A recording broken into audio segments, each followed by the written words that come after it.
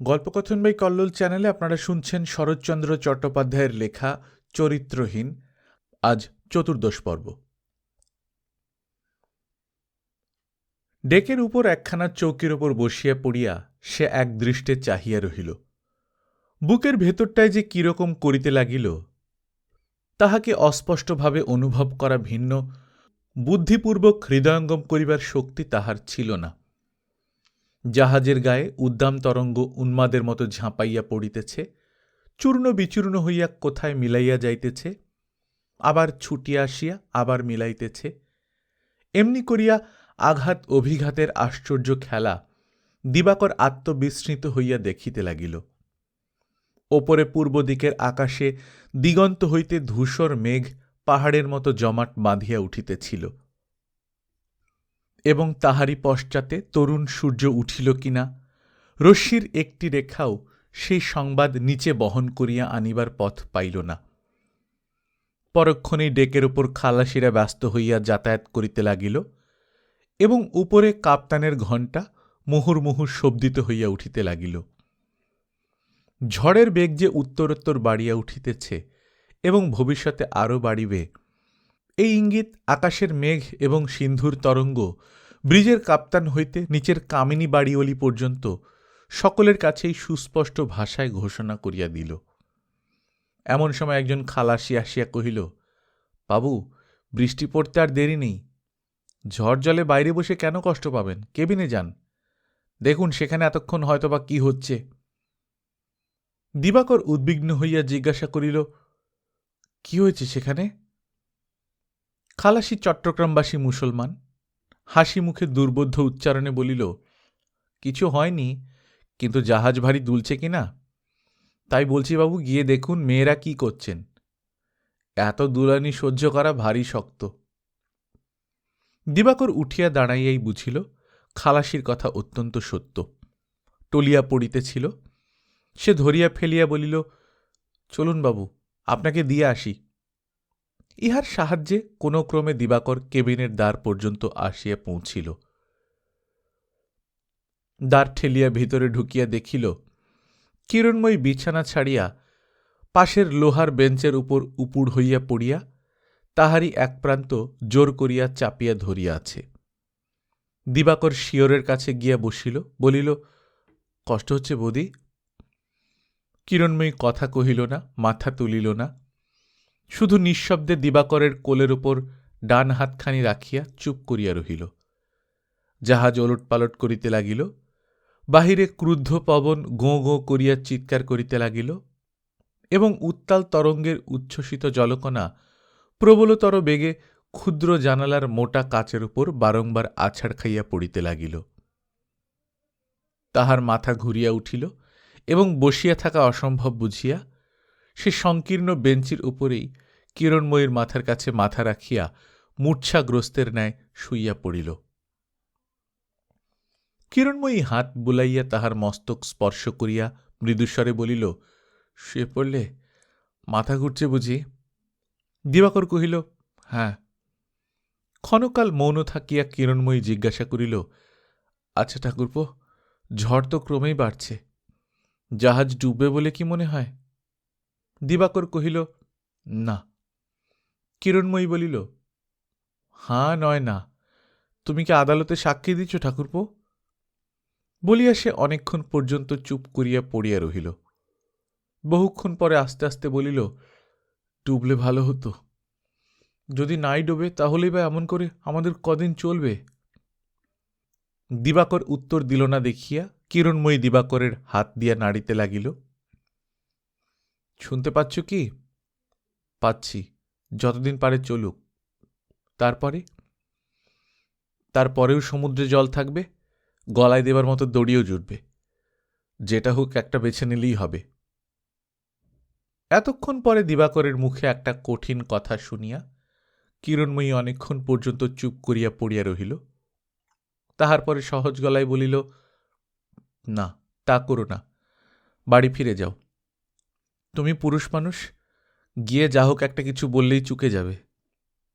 খুব সম্ভব সে প্রয়োজন হবেও না, তোমার আপনার লোক কেউ এই নিয়ে নাড়াচাড়া করতে চাইবে না। দিবাকর চুপ করিয়া রহিল। এমন প্রস্তাবটি যত বড় লোভনীয় হোক, সে মনের মধ্যে গ্রহণ করিতে পারিল না। বহুক্ষণ মৌন থাকিয়া কহিল, আর তুমি? কিরণময়ী পূর্বের মতো সহজ শান্তস্বরে বলিল, আমি আমি যেখানে যাচ্ছি আমাকে সেখানেই থেকে যেতে হবে। দিবাকর কহিল, কি করে থেকে যাবে? কে আছে সেখানে? কেউ না। তবে? তবুও থেকে যেতে হবে। দিবাকর উৎকণ্ঠায় উঠিয়া বসিয়া বলিল, একটু স্পষ্ট করেই বলো না বৌদি, বলছো কেউ নেই, অথচ থেকে যাবে কি করে আমি তো ভেবে পাইনি। তুমি সেখানে একা থাকবে নাকি? কিরণময়ী হাসিল। সেই হাসি দিবাকর দেখিতে পাইল না, পাইলে বুঝিত। কিরণময়ী কিছুক্ষণ নীরবে থাকিয়া বলিল, না ঠাকুরপো, একা থাকতে পারব না, সে আমার বয়স নয়। কিন্তু তোমার কাছে ওসব আলোচনার প্রয়োজন নেই। বলিয়াই সে দিবাকরের ডান হাতটা মুখের উপর টানিয়া লইয়া ব্যথার সহিত বলিল, কিন্তু তোমাকে নিরর্থক কষ্ট দিলুম, সেজন্য মাপ চাইছি ঠাকুরপো। দিবাকর আবার অবসন্নের মতো শুইয়া পড়িল।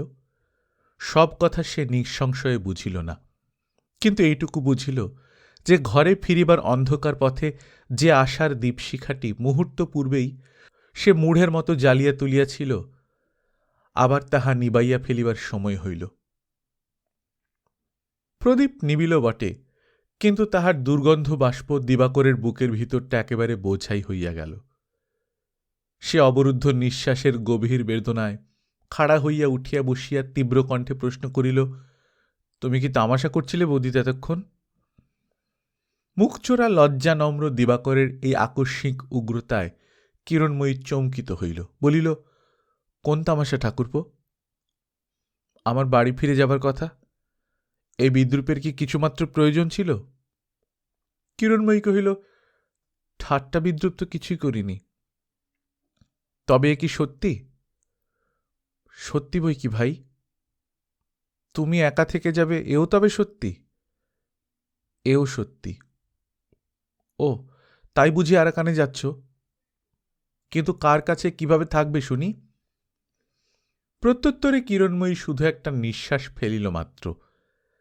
তাহাদের ওই পালানোটা যে দিবাকরের পক্ষে কিরূপ ভয়াবহ, ইহার লজ্জা যে কিরূপ দুঃসহ, সে তাহার সমস্তই জানিত, এবং এই নিদারুণ অবস্থার সংকটে পড়িয়া তাহার মনটা যে কতদূর বিকল হইয়া গেছে, কিছুই কিরণময়ীর অবিদিত ছিল না।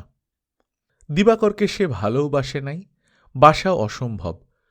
তথাপি আশ্চর্য এই যে ইহারই পরিপূর্ণ ঔদাসীন্যে কিরণময়ী মনে মনে এতক্ষণ ব্যথাই পাইতেছিল। কিন্তু যেই মুহূর্তে দিবাকর তাহার রুক্ষ স্বর ও তীব্রতর প্রশ্নে ভেতরের ঈর্ষার জ্বালাটা একেবারে অত্যন্ত সুগোচর করিয়া ফেলিল, সেই মুহূর্তেই কিরণময়ীর অন্তরের নিভৃত বেদনাটা হর্ষে হিল্লোলিত হইয়া উঠিল। এই পুলকের আরও একটা বড় কারণ ছিল। ইতিপূর্বে অপরিণত বুদ্ধি এই তরুণ যুবকটি তাহার প্রথম যৌবনের সৌন্দর্য তৃষ্ণায় এই আশ্চর্য নারীর অলৌকিক রূপের পানে যখন তিল তিল করিয়া আকৃষ্ট হইতেছিল, কিরণময়ী তখন দেখিয়াও দেখে নাই, জানিয়াও ভ্রুক্ষেপ করে নাই। কেমন করিয়া সে মধুচক্র গড়িয়া উঠিতেছিল, কোথায় তাহার মধু সঞ্চিত হইতেছিল, নিরতিশয় অবহেলায় এদিকে সে দৃষ্টিপাত করে নাই। কিন্তু আজ যখন খোঁচা খাইয়া অকস্মাৎ মধু ঝরিয়া পড়িল, তখন এই নির্বাসনে যে লোক তাহার একমাত্র অবলম্বন, তাহারই মধুচক্রের সযত্ন সঞ্চিত প্রচ্ছন্ন মধুভাণ্ডারের প্রতি কিরণময়ী তাহার একান্ত সতর্ক দৃষ্টি নিবদ্ধ করিয়া রাখিল। হাসিয়া বলিল, কার কাছে কিভাবে থাকব সে খবর শুনে তোমার লাভ কি ঠাকুরপো? যখন ফিরেই যাবে তখন এই অনাবশ্যক কৌতূহলের কোনো সার্থকতাই নেই। দিবাকর কিছুক্ষণ স্থির হইয়া রহিল, পরে কহিল, ফিরে যাবই এ কথা তো আমি একবারও বলিনি। ওটা তোমারই মুখের কথা, আমার নয়। কিরণময়ী বলিল, সে ঠিক, কিন্তু আমার মুখ দিয়ে তোমার মনের কথাই বার হয়ে এসেছে। বলিয়াই সে তীব্র প্রতিবাদ প্রত্যাশা করিয়া অপেক্ষা করিয়া রহিল, কিন্তু প্রতিবাদ আসিল না। কিরণময়ী তাহাকে ভাবিবার সময় দিয়া ধৈর্য ধরিয়া রহিল। বহুক্ষণ কাটিয়া গেল। বাহিরে ঝড় জলের অশ্রান্ত আক্রমণে জাহাজের মেরুমজ্জা কাঁপিতে লাগিল। খালাসিদের অস্পষ্ট কোলাহল মাঝে মাঝে স্পষ্ট হইয়া উঠিতে লাগিল। কিরণময়ীরও ধৈর্যের বাঁধ ভাঙিয়া পড়িবার উপক্রম করিল। কিন্তু এই ক্ষুদ্র কাঠের ঘরটির নিস্তব্ধতা অক্ষুণ্ণ হইয়াই রহিল। দিবাকর প্রতিবাদ করিবে না, ইহাতে কিরণময়ীর যখন আর লেশমাত্র সংশয় রহিল না, তখন দীর্ঘ নিঃশ্বাস ফেলিয়া আস্তে আস্তে বলিল, তবে কি তোমার ফিরে যাওয়া স্থির হল? দিবাকর কহিল, না। কিরণময়ী আর কোনো প্রশ্ন করিল না। সেই রাত্রেই ঝড়জল কমিয়া গেল। সারাদিন অবিশ্রাম মাতামাতি করিয়া মত্ত সিন্ধু ভোরের দিকে শান্ত হইয়া আসিল। কিন্তু ওপরের আকাশ প্রসন্ন হইল না, মুখ ভারী করিয়া রহিল। সকালে ক্ষণকালের জন্যে সূর্যোদয় হইল বটে, কিন্তু সূর্যদেব এই জাহাজের ভয়ার্ত অর্ধমৃত যাত্রীদিগকে বাস্তবিক সান্ত্বনা দিয়ে গেলেন কিংবা চোখ রাঙাইয়া অন্তর্ধান হইলেন, নিশ্চিত বোঝা গেল না। এমনি সময়ে দিবাকর বাহিরে আসিয়া একটা ক্যাম্বিসের আরাম চৌকির ওপর কাত হইয়া শুইয়া পড়িল। কি জানি কেন আত্মগ্লানির তুষানল আজ তাহাকে আর তেমন করিয়া দগ্ধও করিতেছিল না। লজ্জার বারিধিও আজ তত দুস্তর বোধ হইল না। কোথায় যেন নীল রঙের গাছপালায় ঘেরা একটা অস্পষ্ট কুল ঝাপসা হইয়া চোখে পড়িতে লাগিল। বুকের অসহ্য বোঝাটা এইভাবে যখন হালকা হইয়া আসিয়াছে, তখন স্থির হইয়া বসিয়া দিবাকর আর একবার কিরণময়ীর তর্কটার উপরে নিজের প্রবৃত্তির দাগা বুলাইয়া লইতে প্রবৃত্ত হইল। কাল রাত্রে কিরণময়ী এই বলিয়া তর্ক করিয়াছিল যে আমরা যথার্থ অন্যায় তখনই করি যখন কাহাকেও তার ন্যায্য অধিকার থেকে বঞ্চিত করি। সুতরাং কোনো কাজে প্রবৃত্ত হইবার পূর্বে ইহাই দেখা প্রয়োজন যে কাহারও সত্যিকার অধিকারে হাত দিয়াছে কিনা। আবার এই অধিকার বাহিরের দিকে যেমন, ভেতরের দিকেও ঠিক তেমনি। নিজের ওপরেও নিজের একটা সত্য অধিকার আছে। নিজের বলিয়া সে কাহারও চেয়ে তুচ্ছ নয়। সে অধিকারেও বাহিরের কাহারও হস্তক্ষেপ সহ্য করা নিজের ওপর অন্যায় হবে, এই আমার কথা। ক্ষণকাল স্থির থাকিয়া সে আরও বলিয়াছিল, আমরা চুরি ডাকাতি প্রভৃতি করিয়া যেমন পরের অধিকারে হাত দিয়া অন্যায় করি, মাতালকে পয়সা যোগাইয়াও ঠিক তাই করি, কেননা সেখানে তাহার ভালো থাকিবার অধিকারে হাত দিই। দিবাকর চুপ করিয়া শুনিতেছিল দেখিয়া কিরণময়ী পুনর্বার কহিল, যদিও সামাজিক লোকের এই অনধিকার অত্যন্ত ব্যাপক এবং কোথায় ইহার সীমারেখা, কোথায় পা দিলে অনধিকার প্রবেশ হবে না, এই নিয়ে সংসারে অনেক দ্বন্দ্ব, অনেক মতভেদ। তবুও সীমা যে একটা আছেই, সে বিষয়ে কারো সন্দেহ নেই। এই সীমা অতিক্রম করবার ক্ষমতা কারও নেই, সমাজেরও না। সমাজ এই সীমা অতিক্রম করে যে শুধু পরকেই নষ্ট করে তা নয়, নিজেকেও দুর্বল করে, ধ্বংস করে। তোমার এতটা মন ভারী করে থাকবার প্রয়োজন হতো না ঠাকুরপো, যদি একবার এই কথাটি ভেবে দেখতে যে আমাকে বাড়ির বাইরে এনে কারোর সত্যিকার অধিকারে পা দিয়েছ কিনা। আমি বিধবা, আমার উপর কারো ন্যায়সঙ্গত দাবি নেই। তুমিও অবিবাহিত, তোমার হৃদয়ের ওপরেও কারো অধিকার নেই। অতএব আমাকে ভালোবেসে তুমি অন্যায় কিছুই করনি, এই কথাটা বোঝা তো শক্ত নয়। দিবাকর হতবুদ্ধি হইয়া বলিয়াছিল, সে কি বৌদি, অবৈধ প্রণয় যদি অন্যায় নয়, তবে সংসারে অন্যায় আর কোথায় আছে? কিরণময়ী বলিয়াছিল, অবৈধ কোথায়? যাকে অবৈধ বলে মনে করছো সে তোমার সংস্কার, যুক্তি নয়। ভালো, তোমার অবৈধ জিনিসটি কি শুনি? দিবাকর উদ্দীপ্ত হইয়া জবাব দিয়াছিল, যাহা বিবাহের দ্বারা সুপবিত্র নয়, যাকে সমাজ স্বীকার করবে না, যাকে আত্মীয় বন্ধুবান্ধব ঘৃণার চক্ষে দেখবে, তাই অবৈধ। এ সোজা কথা। কিরণময়ী হাসিয়া উত্তর করিয়াছিল, কই সোজা? একটু ভেবে দেখলে সোজা কথাও এমনি বাঁকা হয়ে দাঁড়ায় যে দুনিয়ার অনেক বাঁকা জিনিসই হার মেনে যায়। তোমাকে তো অনেকবার বলেছি ঠাকুরপো, তোমার ওই সুপবিত্র অপবিত্র জ্ঞানটা সংস্কার, যুক্তি নয়। এই সংসারে স্ত্রী পুরুষের এমন অনেক মিলন হয়ে গেছে যাকে কোনো মতেই পবিত্র বলা যায় না। আমি নজির তুলার কথা বাড়াতে চাইনি ঠাকুরপো, তোমার ইচ্ছে হয় ইতিহাস পুরাণ পড়ে দেখো। অথচ সেসব মিলনকেও সমাজ স্বীকার করেছিল এবং অবশেষে বিয়ের মন্ত্র দিয়েও সুপবিত্র করে নেওয়া হয়েছিল। ঠাকুরপো, আমাদের ওই পাথুরেঘাটার বাড়ির পাশে যদি কম্বমুনির আশ্রম থাকত, তাহলে শকুন্তলা যে কাণ্ডটি ঘটিয়েছিলেন তাতে শুধু মুনি ঠাকুরের জাত গোষ্ঠী নয়, সমস্ত পাথুরেঘাটার লোককে একঘরে হয়ে থাকতে হতো। কই, সে প্রণয় কাহিনী পড়তে তো কোনো সতীসাধ্যেরই চোখ মুখ লজ্জায় রাঙা হয়ে ওঠে না।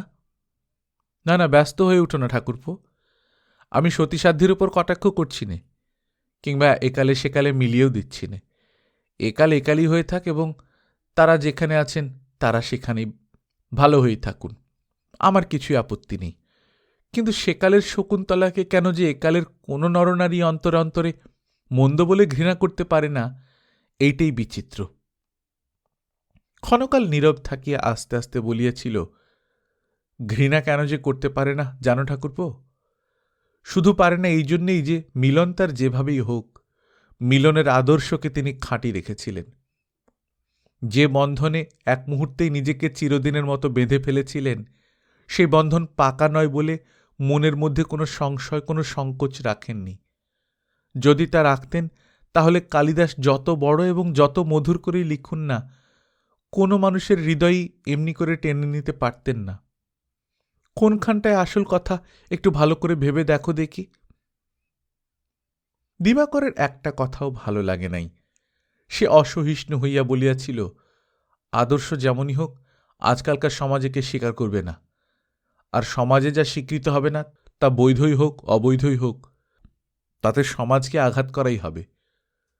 সমাজে থেকে সমাজকে আঘাত করা আর আত্মহত্যা করা তো সমান কথা। কিরণময়ী জবাব দিয়েছিল, ঠাকুরপো, সমাজকে আঘাত করা এবং সমাজের অবিচারকে আঘাত করা এক জিনিস নয়। তোমাকে তো পূর্বেই বলেছি, সব জিনিসের একটা সত্যিকার অধিকার আছে। সমাজ উদ্ধত হয়ে যখন তার সত্যিকার সীমাটি লঙ্ঘন করে, তখন তাকে আঘাত করাই উচিত। এই আঘাতে সমাজ মরে না, তার চৈতন্য হয়, মোহ ছুটে যায়। লেখাপড়া শেখার জন্যই হোক, দেশের জন্যই হোক, বিলেত যাওয়াটা সমাজ স্বীকার করেনি। এই নিয়ে একে বারংবার ঘা খেতে হয়েছে। তবু এমনি কঠিন তার পণ, আজও অহংকার ত্যাগ করতে পারেনি। এ থেকে তুমি সমাজের সদ্বিবেচনার প্রশংসা করো? দিবাকর বলিয়াছিল, না করিনে, ভালো মনে করার হেতু নেই বলে। কিরণময়ী কহিয়াছিল, ঠিক তাই, কিন্তু এই নিঃসংশয়ে স্পষ্ট উত্তর কোথায় পাচ্ছ? নিজের বুদ্ধি বিচারের কাছে, সমাজের কাছে তো নয়।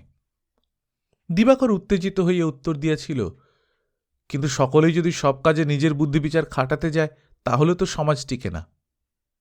কিরণময়ী বলিয়াছিল, আমি তো তোমাকে এতক্ষণ এই কথাটাই বলবার চেষ্টা করছি। সব কাজে নিজের বুদ্ধি খাটাতে গেলেও যেমন সমাজ থাকে না, সমাজ যদি সব সময় এবং সব কাজে নিজের মতটাই চালাতে চায়, তাতেও মানুষ টিকে না।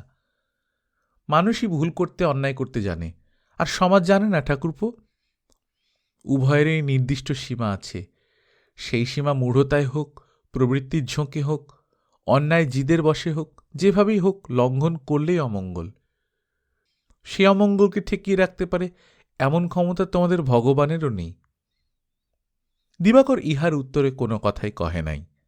কিরণময়ীও ক্ষণকাল চুপ করিয়া থাকিয়া বলিয়াছিল, অথচ এই সীমা কোনো সমাজেই চিরদিন একটিমাত্র স্থানেই আবদ্ধ থাকে না, প্রয়োজন মতো সরে বেড়ায়।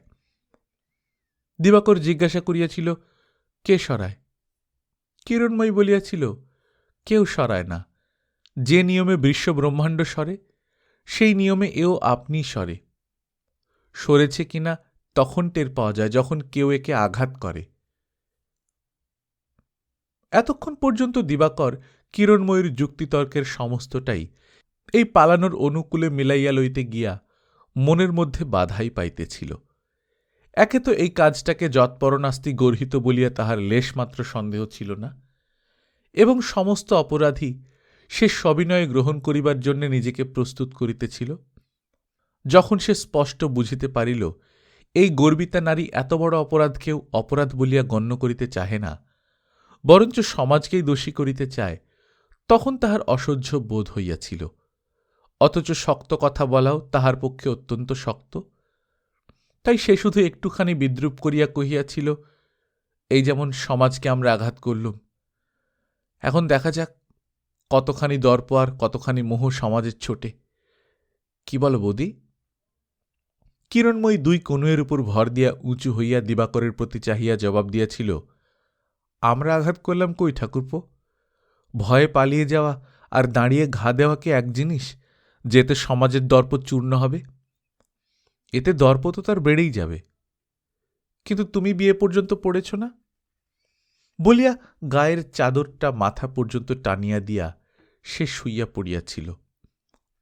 বাহিরে মন্দীভূত ঝড়ের চাপা কান্না ভেদ করিয়া উপরে জাহাজের ঘণ্টায় 12টা বাজিয়া গেল। ডেকের একটা চেয়ারের উপর দীর্ঘশ্বাস বুকে করিয়া দিবাকর চুপ করিয়া বসিয়াছিল।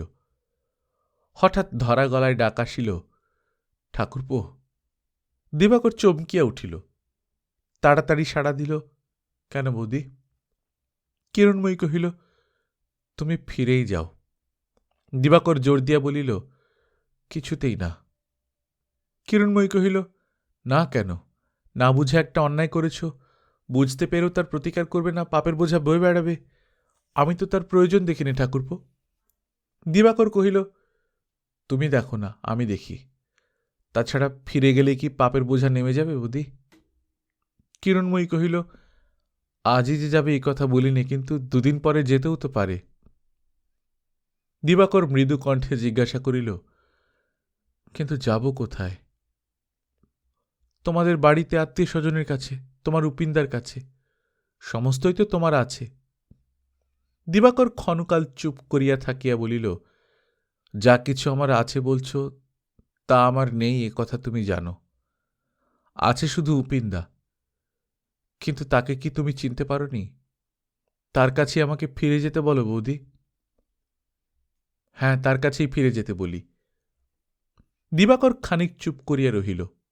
তারপর ধীরে ধীরে বলিল, ভেবেছিলাম তুমি তাকে চিনেছ, কিন্তু চেনোনি। আমিও যে চিনি তাও না, হয়তো ভালো করে তাকে চেনাই যায় না।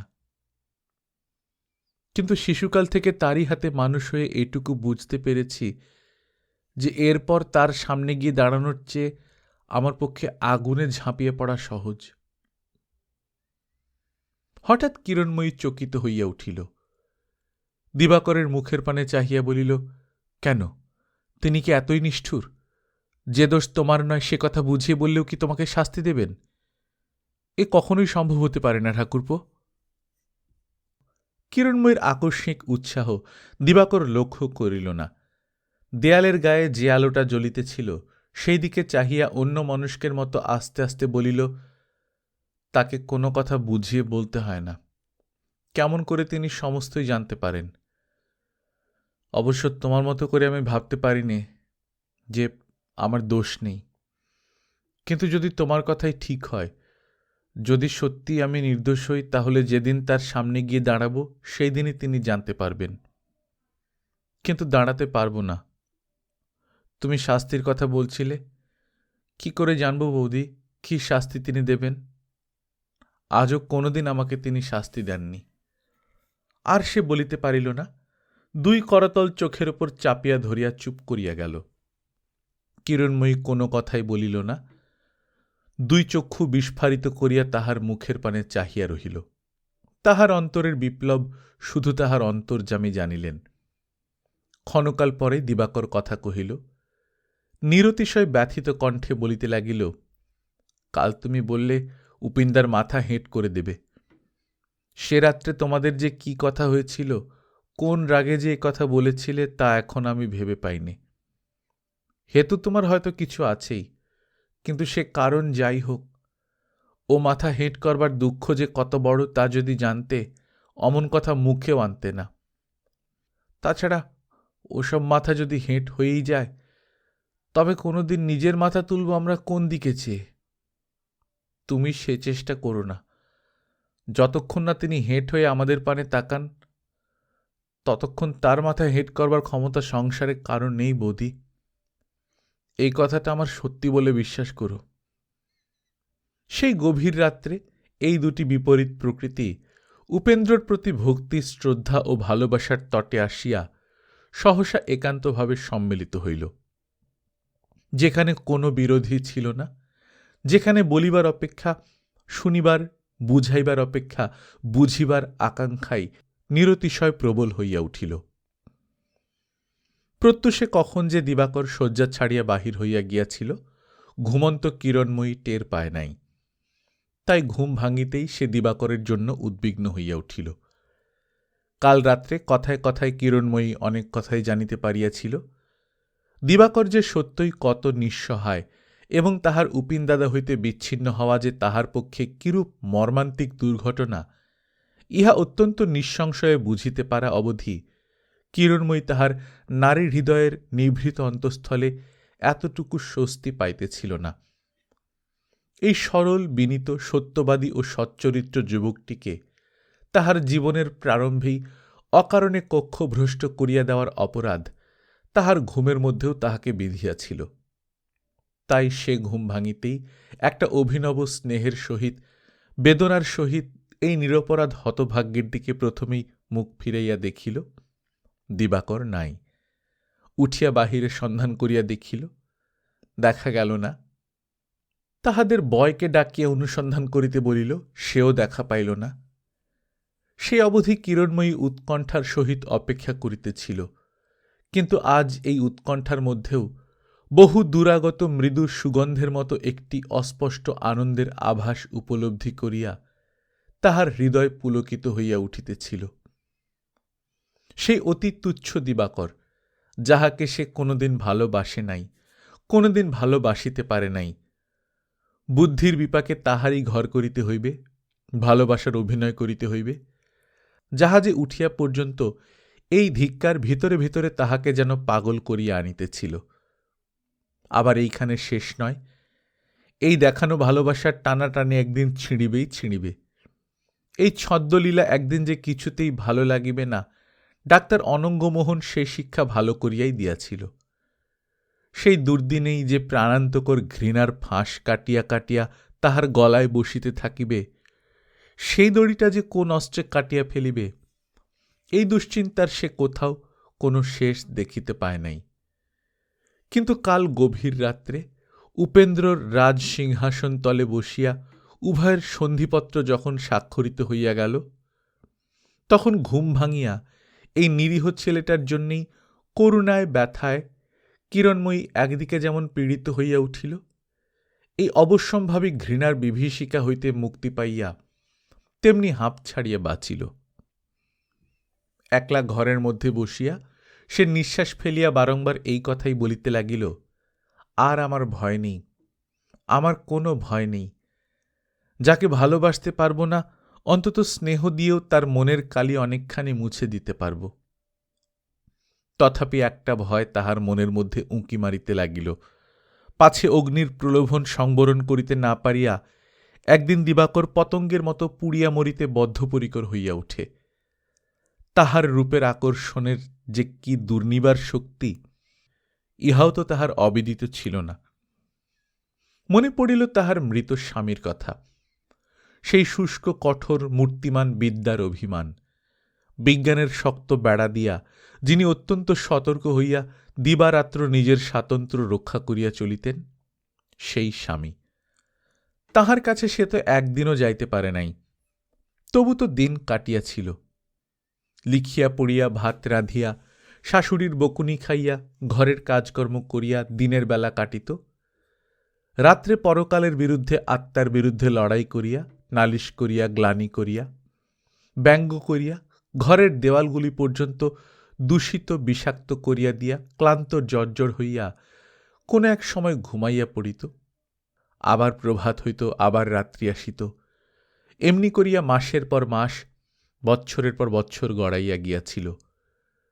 বাড়িতে ভিক্ষা দাও মা বলিয়া ভিখারি প্রবেশ করে নাই, কেমন আছো বলিয়া প্রতিবেশীর সংবাদ লয় নাই, একদিনের জন্যে সূর্যের কিরণ আলো ফেলে নাই, এক মুহূর্তের জন্যে আকাশের বায়ু পথ ভুলিয়া প্রবেশ করে নাই। তবু দীর্ঘ 10 বৎসর গত হইয়াছিল। তাহার মা বাপের কথা মনে পড়ে না, শুধু মনে পড়ে বালিকা বয়সে কালনার কাছে একটা ক্ষুদ্র গ্রামের কোন এক নিরানন্দ মাতুল সংসার হইতে বাহির হইয়া একদিন বধূর শয্যায় এই অন্ধকার বাড়িটাতে আসিয়া প্রবেশ করিয়াছিল। স্বামী ছোট ছাত্রীটির মতো তাহাকে গ্রহণ করিয়াছিল। সেই অবধি সেদিন পর্যন্ত গুরু শিষ্যার কঠোর সম্বন্ধ আর ঘুচে নাই। স্বামী একদিনের জন্যেও আদর করেন নাই, ভালোবাসিতেন কিনা একদিনের জন্যেও সে কথা বলিয়া যান নাই। বাংলা, সংস্কৃত, ইংরাজি পাঠ দিতেন, পাঠ গ্রহণ করিতেন। পাঠ মুখস্থ না করিতে পারিলে তিরস্কার করিতেন, প্রহারও না করিতেন নয়। রাগ অভিমানের পরিবর্তে কোনোদিন সাধেন নাই। কাঁদিতে কাঁদিতে ঘুমাইয়া পড়িলে কোনোদিন ঘুম ভাঙাইয়া খাইতে বলেন নাই। এই তো তাহার বধূ জীবনের ইতিহাস। শাশুড়ির পরীক্ষা ছিল আরও কঠোর। সেখানে অতি ক্ষুদ্র ভুলভ্রান্তিরও ক্ষমা ছিল না। অঘোরময়ী তাহার রান্নাঘরের হাতা, বেড়ি, খুন্তি হইতে পোড়া কাঠ পর্যন্ত সবগুলির চিহ্নই এই ছোট বধূটির দেহে অঙ্কিত করিয়া দিয়াছিলেন। একদিন কি একটা অপরাধের শাস্তি বিধান করিয়া তিনি বালিকার সমস্ত চুলগুলি কাটিয়া দিলেন। দুঃখে অভিমানে বধূ যখন রান্নাঘরের এক কোণে মুখ ঢাকিয়া ফুলিয়া ফুলিয়া কাঁদিতে লাগিল, তখন পিঠের ওপর জ্বলন্ত কাঠের খোঁচা দিয়া অঘোরময়ী চুপ করিতে আদেশ করিলেন। সেই দগ্ধ ক্ষত আরোগ্য হইতে কিরণময়ীর 1 মাস লাগিয়াছিল। হঠাৎ যেন সেই ক্ষতটাই জ্বালা করিয়া উঠিল। কিরণময়ী মুহূর্তের জন্যে চঞ্চল হইয়া আবার স্থির হইয়া বসিল। কবে যে সে কৈশোর ছাড়াইয়া যৌবনে পা দিয়াছিল, এই কথা সে মনে করিতে পারে না। সে কথা স্মরণ করাইবার কোনো স্মৃতি তাহার নাই। বোধ করিবা উষার মতো নিঃশব্দেই সে প্রভাতের উজ্জ্বল আলোকে ফুটিয়া উঠিয়াছিল। যৌবনে, অজ্ঞাতে, নিরহংকারে দেহের কুল উপকূল যখন সৌন্দর্যে পরিপূর্ণ হইয়া উঠিতে লাগিল, তখন সে স্বামীর সহিত সূক্ষ্ম বিচার লইয়া ব্যস্ত হইয়া রহিল। কেন যে তাহার দৈহিক নির্যাতন শেষ হইল, কেন যে সে গৃহিণী কর্ত্রী হইয়া উঠিল, এ কথা সে একবারও ভাবিয়া দেখিবার অবসর পাইল না।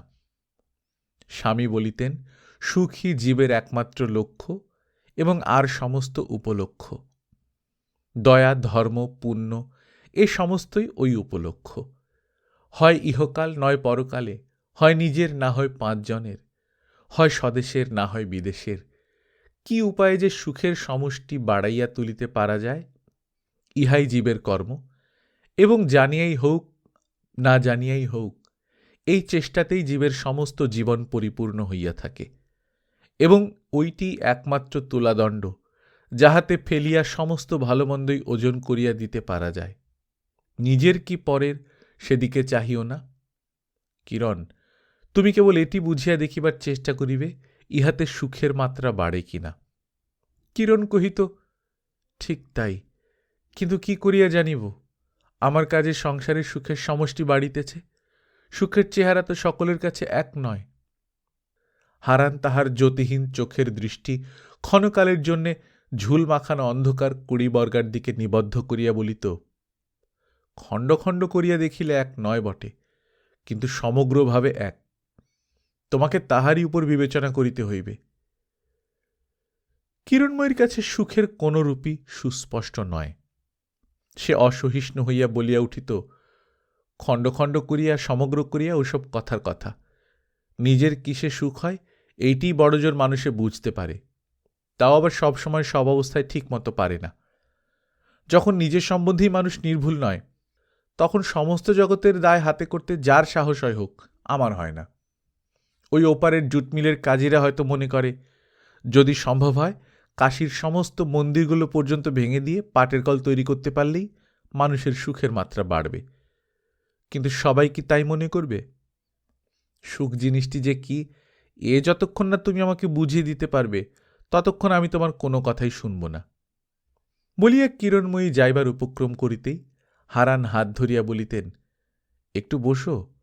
এত পড়াশোনার পরেও তুমি যদি এত অল্পেই রেগে উঠো, তাহলে তো সমস্তই মিছে হয়ে যায়। দেখো কিরণ, আমি তোমাকে সত্যিই বলি, সুখ জিনিসটি যে কি তা আমি ঠিক জানি নে। কোনো দেশে কেউ কখনো জেনেছিল কিনা তাও আমার জানা নেই। ওটা বোধহয় জানাই যায় না। আমাদের দেশে বহু পূর্বেই 3 রকম দুঃখ নিবৃত্তির চেষ্টা হয়ে গেছে। ও 3টে বাদ দিয়ে যে জিনিসটি পাওয়া যায় তাই যে সুখ, তাও বলা চলে না। প্রত্যুত্তরে কিরণময়ী অত্যন্ত অসহিষ্ণু হইয়া বলিয়া উঠিত, কিছুই যখন বলা চলে না, তখন কারোর সুখের কল্পনাকে পরিহাস করা যেমন অসঙ্গত, সাধারণভাবে সংসারের সুখের পরিমাণ বাড়িয়ে তোলার চেষ্টাও তেমনি খ্যাপামি। ভালো মন্দ মেপে দেবার পূর্বেই তোমার দণ্ডটি নির্ভুল হওয়া চাই। সেইটি নির্ভুল করবে যে তুমি কোন আদর্শে, আমি তাই তো ভেবে পাইনি।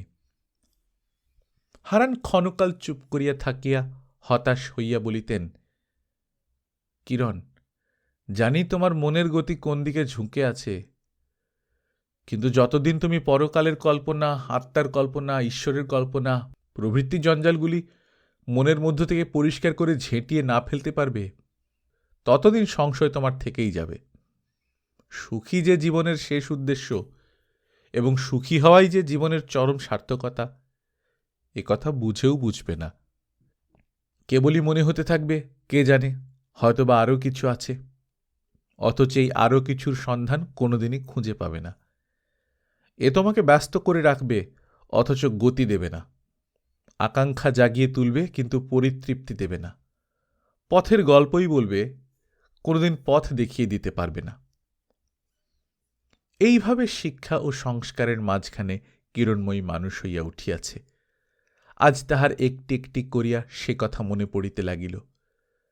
এমনি করিয়া তাহার চিন্তার ধারা যখন বর্তমান দুঃখকে বহুদূরে অতিক্রম করিয়া অতীত দিনের অগাধ অতল দুঃখের সাগরে হাবুডুবু খাইয়া মরিতেছিল, এমনি এক সময়ে কোথা হইতে দিবাকর শুষ্ক ম্লান মুখে কেবিনের ভিতর আসিয়া প্রবেশ করিল। তাহাকে দেখিবা মাত্রই কিরণময়ীর দুঃস্বপ্নের ঘোর এক নিমেষে কাটিয়া গেল। সে মুখখানি স্নেহহাস্যে উজ্জ্বল করিয়া তিরস্কারের স্বরে কহিল, ব্যাপার কি বলতো ঠাকুরপো, কি করে বেড়াচ্ছ? খেতে দিতে হবে না নাকি? আচ্ছা ছেলে বাপু। তাহার কণ্ঠস্বরে দিবাকর এতদিনের পরে একেবারে চমকিয়া গেল। অকস্মাৎ মনে পড়িল যে কত শত সহস্র বৎসর কাটিয়া গিয়াছে বৌদিদির এই কণ্ঠস্বর সে শুনিতে পায় নাই। সে স্বরে বিদ্বেষ বিদ্রূপের জ্বালা নাই, তাহা যথার্থই স্নেহের বেদনায় কোমল। মানুষের কান সেখানে ভুল করে না, কি করিয়া সে যেন চিনিতে পারে। দিবাকর অভিভূতের ন্যায় চুপ করিয়া রহিল। কিরণময়ী মৃদু হাসিয়া কহিল, সকালবেলা থেকে এতক্ষণ ছিলে কোথায় শুনি? দিবাকর আস্তে আস্তে বলিল, নিচে। নিচে? এতটা বেলা পর্যন্ত নিচে বসে কেন? একবার উপরে এসে কিছু মুখে দিয়ে যাবার ফুরসত বুঝি পাওনি? প্রত্যুত্তরে দিবাকর শুধু অপলক চক্ষে চাহিয়াই রহিল, মুখ দিয়া একটা কথাও বাহির হইল না। কিরণময়ী পুনরায় জিজ্ঞাসা করলে, কি করছিলে নিচে? তাহার মুখের উপর জ্যেষ্ঠা ভগিনীর সেই নির্মল স্নেহ হাস্য, কণ্ঠে ভালোবাসার তেমনি অনুরাগ, যাহা কলিকাতায় প্রথম আসিয়া ইহারি কাছে লাভ করিয়া দিবাকর কৃতার্থ হইয়া গিয়াছিল, আনন্দে তাহার চোখে জল আসিবার উপক্রম হইল। সে কোনো মতে তাহা নিবারণ করিয়া বলিয়া ফেলিল, বৌদি, নিচে একজন বাঙালি পরিবার নিয়ে আরাকান যাচ্ছে, তাদের সেখানে বাড়ি পর্যন্ত আছে। কিরণময়ী উৎসুক হইয়া বলিল, বলো কি ঠাকুরপো? দিবাকর কহিল, সত্যি বৌদি, বেশ লোক তারা। কিরণময়ী কথার মাঝখানেই বলিয়া উঠিল, তাহলে আমরা তো তাদের বাড়ি গিয়েই উঠতে পারি, তার পরিবারের সঙ্গে আমার ভাব করে দিতে পারো না? দিবাকর খুশি হইয়া বলিল, কেন পারব না? বাড়িওলিটি বলছিলেন তোমার সঙ্গে একবার। কিরণময়ী বিস্মিত হইয়া জিজ্ঞাসা করিল, বাড়িওলিটি আবার কে ঠাকুরপো? দিবাকর কামিনীর সংক্ষিপ্ত পরিচয় দিয়া কহিল, হরিশবাবু ওই বলেই তার স্ত্রীকে ডাকেন। একখানা বাড়ি আছে কিনা তাদের? শুনিয়া কিরণময়ী মৌন হইয়া রহিল।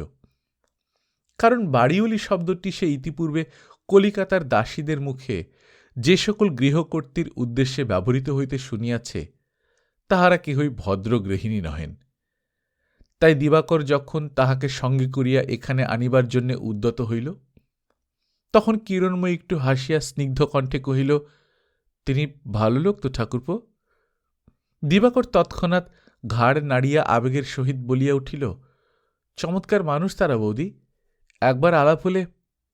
কিরণময়ী বলিল, আজ না হয় থাক ঠাকুরপো, আর একদিন। দিবাকর মাথা নাড়িয়া বলিয়া উঠিল, না বৌদি, তোমার পায়ে পড়ি, তিনি এক্ষুনি আসতে চাচ্ছেন। তাদের বাড়িতে গিয়ে যখন উঠতেই হবে তখন যাব বৌদি ডেকে আনতে। বলিয়া দিবাকর প্রায় অধীর হইয়া উঠিয়া দাঁড়াইল, এবং সঙ্গে সঙ্গেই তাহার চোখ মুখ কণ্ঠস্বরের ভেতর দিয়া ছোট ভাইয়ের স্নেহের আবদার তাহার ভুলটাকে যেন তপ্ত শুলের মতো করিয়া কিরণময়ীর হৃদয়ে বিঁধিল। অকস্মাৎ প্রবল বাষ্পোচ্ছ্বাস তাহার কণ্ঠ পর্যন্ত ফেনাইয়া উঠিল, এবং উদ্গত অশ্রু গোপন করিতে কিরণময়ী মুখ ফিরাইয়া কোনো মতে বলিল, আচ্ছা তবে যাও। কথাটা সত্য যে একটা অজানা স্থানে যাইবার পথে বন্ধুলাভ কম ভাগ্য নয়। অবশেষে এই মনে করিয়াই বোধ করি সে দিবাকরের ব্যগ্র অনুরোধ স্বীকার করিয়াছিল। কিন্তু সে যখন সত্যই তাহাকে ডাকিয়া আনিতে দ্রুতপদে বাহির হইয়া গেল, তখন নিজের অবস্থা স্মরণ করিয়া কিরণময়ী মনের মধ্যে ভারী একটা লজ্জাবোধ করিতে লাগিল। যে আসিয়া উপস্থিত হইবে সে বাঙালির মেয়ে, তাহার বয়স হইয়াছে, কি জানি তাহার চক্ষুকে ফাঁকি দেওয়া সম্ভব হইবে কিনা। দিবাকরের সহিত তুলনায় তাহার নিজের বয়সটাই শুধু স্বামী স্ত্রী হিসেবে বাঙালি সমাজে এমনই দৃষ্টিকটু যে কেবল এই কথাটা মনে করিয়েই কিরণময়ীর হৃদয় কুণ্ঠায় সংকুচিত হইয়া উঠিল। অনতিকাল পরেই দিবাকরের পিছনে বাড়িওলি আসিয়া হাজির হইল। তাহার প্রতি দৃষ্টিপাত মাত্রই কিরণময়ী টের পাইল এই ভদ্রঘরের স্ত্রীলোক নহে। যাহারা কলিকাতায় দাসীবৃত্তি করিয়া বেড়ায় তাহাদেরই একজন। তাহার বুকের ওপর হইতে একটা বোঝা নামিয়া গেল। হাসি মুখে কহিল, এসো, বসো। রূপ দেখিয়া বাড়িওলি ক্ষণকাল অভিভূত হইয়া দাঁড়াইয়া রহিল। পরে গলায় আঁচল দিয়া গড় হইয়া প্রণাম করিয়া দ্বার প্রান্তে বসিয়া পড়িয়া কহিল, বাবুর মুখে শুনে বাড়িওয়ালা বললে, যা বাড়িওলি, বামুন মাকে একটু নমস্কার করে আয়। তা মগের দেশে যাচ্ছ বটে বৌমা, কিন্তু এই কামিনী বাড়িওলির বাড়িতে টুর শব্দ করে যায় এমন বেটাবেটি কেউ নেই। খেংরে বিষ ঝেড়ে দেব না? বলিয়া খ্যাংরার অভাবে বাড়িওলি শুধু হাতটাই একবার উঁচু করিয়া নাড়িয়া দিল। কিরণময়ী খুশি হইয়া বলিল, বাঁচলুম বাছা, নতুন জায়গায় যেতে কতই নাই ভয় হচ্ছিল, কতই না দুজনে ভাবছিলুম। বাড়িওলি কহিল, ভয় কি মা? আমি আরাকানের একটা ডাকসাইটে বাড়িওলি, নাম করলে জমে পথ ছেড়ে দেয়। তা চলো বাছা, আমার ওখানে কোনো কষ্ট হবে না। ভাড়া 5 টাকা করেই বাঁধা, তা তোমরা 4 টাকা করেই দিও। তারপরে বাবুর একটা কাজকর্ম হলে সে তখন বোঝা যাবে। আর সেজন্য চিন্তা করো না বৌমা, আমার বাড়িওয়ালা গিয়ে যে সাহেবকে ধরবে সে নাকি আবার না বলবে। তোমাদের বাপ মায়ের আশীর্বাদে তেমন খাতির আমরা রাখি নে। বলিয়া কামিনী ওষ্ঠাধর প্রসারিত করিয়া ঘাড়টা বার দুই দক্ষিণে ও বামে হেলাইয়া দিল। কিরণময়ী একটা নিঃশ্বাস ছাড়িয়া বলিল, ভগবান তোমাদের ভালো করবেন বাছা। তাহার মুখের প্রতি বাড়িওলি হঠাৎ একটা তীক্ষ্ণ দৃষ্টিপাত করিয়া বলিয়া উঠিল, এ কি কাণ্ড বৌমা, এমনি মাথা ঘষেছ যে এক ফোঁটা সিঁদুরের দাগ পর্যন্ত সিঁথিতে নেই। কৌটাটা একবার দাও, পরিয়ে দিয়ে যাই। কিরণময়ী ইহার জন্যে পূর্বাহ্নেই প্রস্তুত হইয়াছিল। বাঁ হাতটা দেখাইয়া কহিল, না বাছা, মাথা ঘষার জন্যে নয়। নোয়া সিঁদুর আমার 1 বছর থেকে মা কালীর পায়ে বাঁধা আছে। ও বছর বাবুর প্রাণের আর আশা ছিল না, সিঁদুর নোয়া বাঁধা রেখেই ও দুটো কোনো মতে বজায় রাখতে পেরেছি মা। বলিয়া সে একটুখানি দীর্ঘ নিঃশ্বাস মোচন করিয়া আর চোখে দিবাকরের পানে চাহিয়া দেখিল তাহার মুখখানা লজ্জায় কুণ্ঠায় একেবারে বিবর্ণ হইয়া গিয়াছে। তাই তো বলি মা।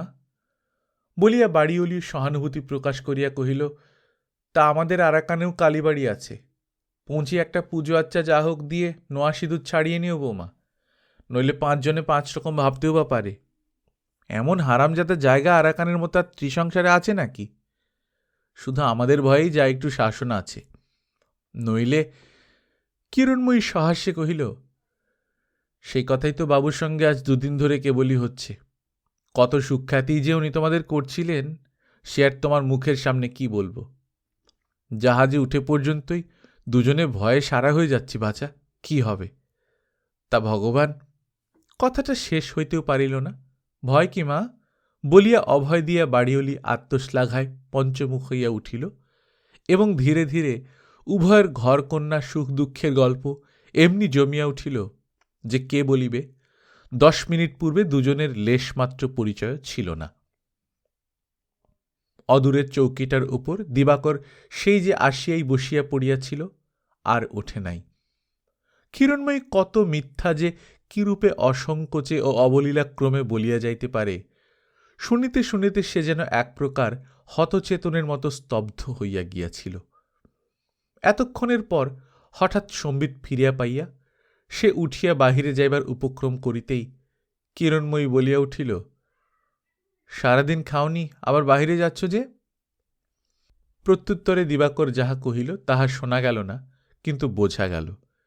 কিরণময়ী ব্যস্ত হইয়া কহিল, না না, তা হবে না, তুমি একবার বাইরে গেলে আর শিগগিরই আসবে না, আমি বেশ জানি। বাড়িওয়ালির মুখের পানে চাহিয়া হাসি মুখে কহিল, শ্বশুর শাশুড়ি নেই, বিয়ে হয়ে পর্যন্ত চিরকালটা এই আমার জ্বালা, খাওয়ার জন্য যেন মারামারি করতে হয় বাছা।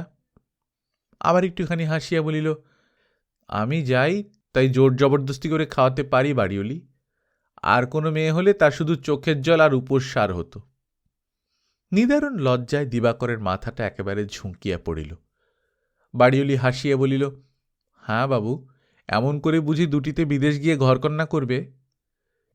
কিন্তু আমার বাড়িতে সে হবে না বাবু, বৌমাকে জ্বালাতন করতে আমি কিছুতেই দেব না, তা বলে দিচ্ছি। কিরণময়ীর মুখের প্রতি চাহিয়াই হঠাৎ প্রশ্ন করিয়া বলিল, হ্যাঁ বৌমা, বাবু বুঝি তোমার চেয়ে বেশি বড় নয়? যেন সমবয়সী বলে মনে হয় না? কিরণময়ী তৎক্ষণাৎ ঘাড় নাড়িয়া হাসিয়া কহিল, কুলিনের ঘর বাছা, আমি যে বড় হয়ে যাইনি এই আমার ভাগ্যি।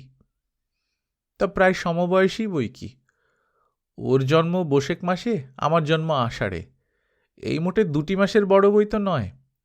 অনেকে যে আমাকেই বয়সে বড় বলে ঠাওরায়, মা গো, কি লজ্জা। বলিয়া কিরণময়ী টিপিয়া টিপিয়া হাসিতে লাগিল। বাড়িওলি এই হাসিতে যোগ দিল না, বরঞ্চ গম্ভীর মুখে কহিল, কুলিনের ঘরে আর লজ্জা কি মা? 10 বছরের বরের সঙ্গে 50 বছরের বুড়ির বিয়েও যে হয়ে যায় শুনি। তা হোক মা, সেজন্যে নয়, তবে গিয়ে পুজোটা দিয়ে নোয়া সিঁদুর পোড়ো, নইলে এ স্ত্রী মানুষকে যেন মানায় না। এখন তবে উঠি, তোমরা খাওয়া দাওয়া করো, আবার না হয় সন্ধ্যের পরে আসব। বলিয়া বাড়িওলি কিরণময়ীর পায়ের ধুলা মাথায় লইয়া গাত্রোত্থান করিল। গল্পকথন বাই কল্লোল চ্যানেলে আপনারা শুনছেন শরৎচন্দ্র চট্টোপাধ্যায়ের লেখা চরিত্রহীন, আজ 14 পর্ব। আমরা নিয়মিত গল্প পাঠ করে শোনাচ্ছি। আপনারা যারা প্রথমবারের মতো শুনছেন, কাইন্ডলি সাবস্ক্রাইব করে নেবেন। গল্প পাঠ ভালো লাগলে বন্ধুদের সঙ্গে শেয়ার করবেন। নিজে ভালো থাকবেন, আশপাশের লোকজনকে ভালো রাখবেন। টাটা।